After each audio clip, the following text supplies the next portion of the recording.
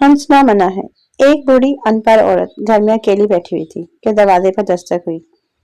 बूढ़ी औरत ने पूछा, कौन है? बाहर से जवाब आया, डाकिया। बूढ़ी औरत बोली, बताओ बेटा, क्या खबर है? डाकिया बोला, आपके लिए खुशखबरी है। आपका बेटा अमेरिका से संडे के दिन आ रहा है।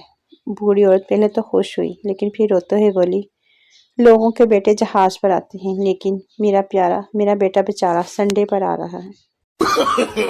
no. हंसना मना है। एक गुर्बतज़दा मोहल्ले में पठान और सरदार आपस में लड़ रहे थे।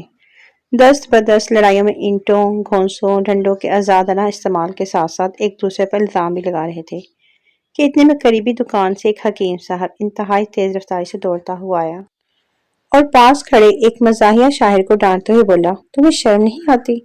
ये दोनों आपस में लड़ रहे हैं और तुम खड़े खामोशी से देख रहे हो।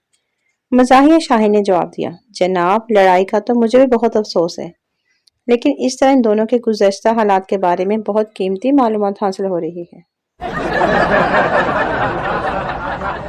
हंसना मना है। एक शेख अपने हाथ पर ब्लेड से कट मार रहा था। बीवी, क्या कर रहे हो? शेख, डिटोल की बोतल टूट गई है, ऐसे थोड़ी जाया होने दूंगा। हंसना मना है। एक मौलवी की बीवी फौत हो गई। मौलवी बोला, सबके फौतगी का ऐलान मैं करता हूँ, अब मेरी बीवी की वफात का ऐलान कौन करेगा?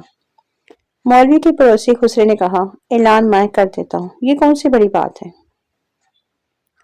खुसरे ने लाउड स्पीकर पर ताली बजाकर कहा, हजरात, हे जमालो पाओ लुड्डी, ते मौलवी दी मर गई बुड्ढी, इस गम दा अजे ताजा है, शाम 4 बजे जनाजा है, जल्दी जल्दी सारे आओ, ताली मारो, सवाब कमाओ, पहली बारी मौलवी दे घरों रोटी भी खाओ।